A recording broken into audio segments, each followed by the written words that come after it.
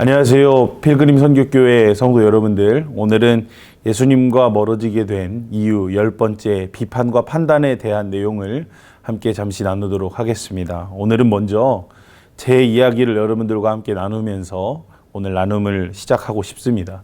한 10여 년 전쯤에 있었던 일이었습니다. 언젠가 박보영 목사님과 함께 목사님 집회를 오가는 길에 운전을 제가 해드렸던 적이 있는데 1대1로 차 안에 앉아서 긴 시간 대화를 나눴던 적이 있었습니다. 그런데 목사님께서 제게 이런 말씀을 하시더라고요. 성조야, 내가 언제나 너를 위해서 기도를 한다. 그런데 하나님이 너를 사용하시기 힘든 이유를 한 가지를 말해라고 한다면 너는 무엇이라고 생각을 하니? 하고 질문을 하시더라고요. 너무 궁금하더라고요.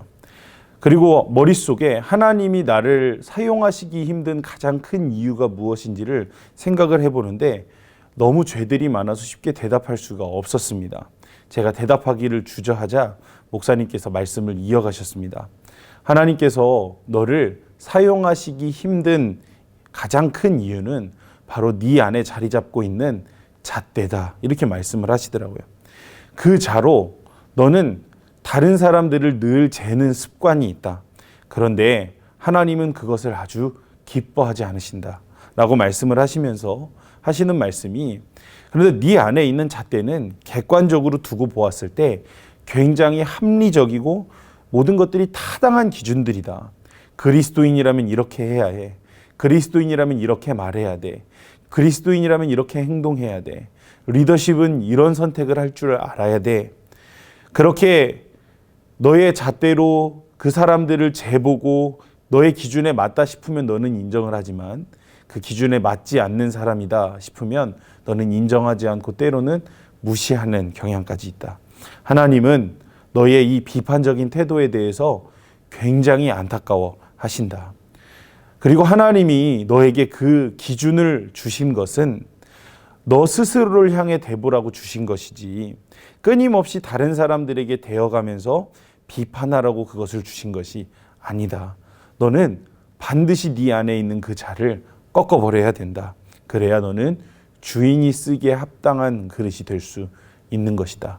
라고 말씀을 하시더라고요. 제가 목사님의 그 이야기를 듣고 상당히 놀랐습니다. 왜냐하면 저를 하나님이 사용하시기 힘든 이유가 비판적인 잣대라는 사실에 대해서 단 한 번도 심각하게 생각해 본 적이 없었기 때문입니다. 대신에 다른 수많은 죄들에 대해서만 저는 생각을 해왔었습니다. 정작 하나님이 가장 중요하게 생각하시는 영역을 놓치고 있었던 것이죠. 성도 여러분들, 이 비판과 판단이 하나님 보시기에 얼마나 잘못된 죄인지를 먼저 깨달아야 합니다. 베드로전서 5장 5절에 보면 이런 말씀이 있습니다.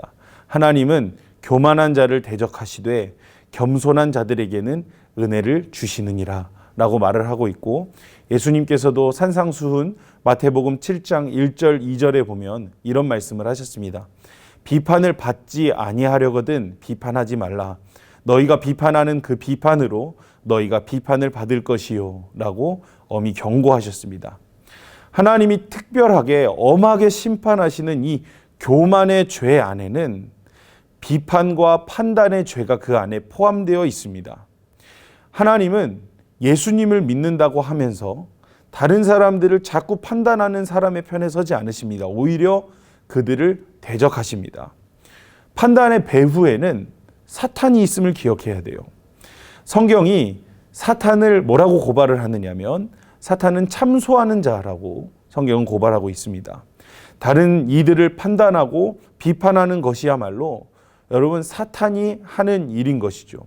그러므로 참소하는 자가 우리의 마음속에 불어넣는 비판의 이 마음은 우리의 가장 큰 적입니다. 우리는 비판하는 마음을 조금도 용납하지 말아야 할 뿐만이 아니라 우리는 이 마음을 미워할 줄 알아야 됩니다. 그렇다면 이 비판의 죄, 판단의 죄를 극복하기 위해서 우리는 어떻게 해야 할까요?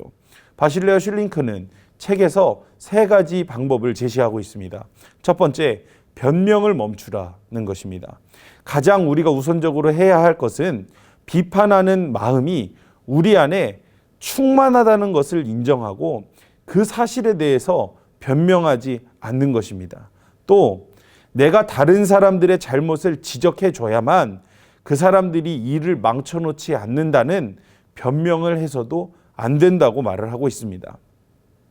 우리는 하나님의 말씀의 빛 앞에서 다른 이들을 비난하고 꾸짖거나 다른 누군가에게 나의 판단을 말하는 것이 큰 잘못임을 인정하고 깨달아야 합니다.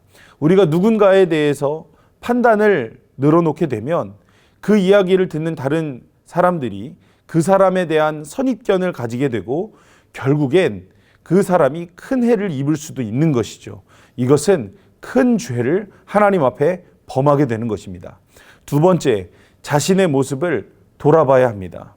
마태복음 7장 5절에 보면 예수님께서 이런 말씀하셨습니다. 외식하는 자여, 먼저 내 눈 속에서 들보를 빼어라.